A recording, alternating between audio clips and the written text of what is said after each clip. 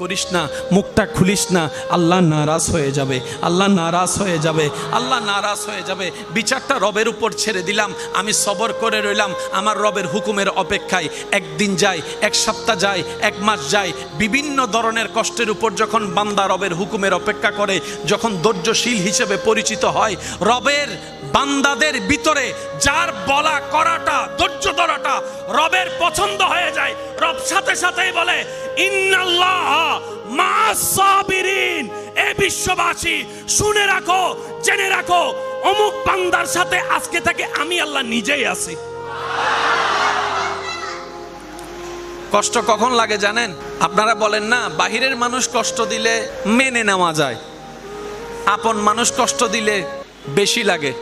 তো এটাও মানুষ, সেটাও মানুষ, ওরটা কম লাগলো, ওরটা বেশি লাগলো কেন? তারটাই বেশি লেগেছে যার প্রতি আপনি মনের মধ্যে ভালোবাসা রেখেছেন, আশা রেখেছেন। এবার আপনি যদি বলেন সবাইকে বের করে দিলাম, আপনার মন ভাঙ্গার মতো আর কেউ? জোরে বলেন না।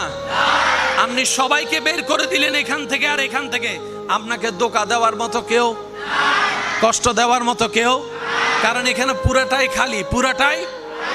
এবার আপনি বললেন ইল্লাল্লাহ, আমার মনে আমার আল্লাহ, আমার ব্রেনে আমার আল্লাহ, আমার চিন্তায় আমার আল্লাহ, আমার ভালোবাসায় আমার আল্লাহ, আমার মোহাব্বতে আমার আল্লাহ, আমার শয়নে আমার আল্লাহ, আমার কল্পনায় আমার আল্লাহ, আমার উঠায় আমার আল্লাহ, আমার বসায় আমার আল্লাহ, আমার ঘুমাতে যাওয়ার মধ্যেও আমার আল্লাহ, আমার ঘুম থেকে উঠার মধ্যেও আমার আল্লাহ। আল্লাহ স্যার আর কেউ? রব বলে যে আমি একা, আমি একা থাকবো না, আমি একা। আল্লাহ কি করবো? আমার হাবিব কেনে।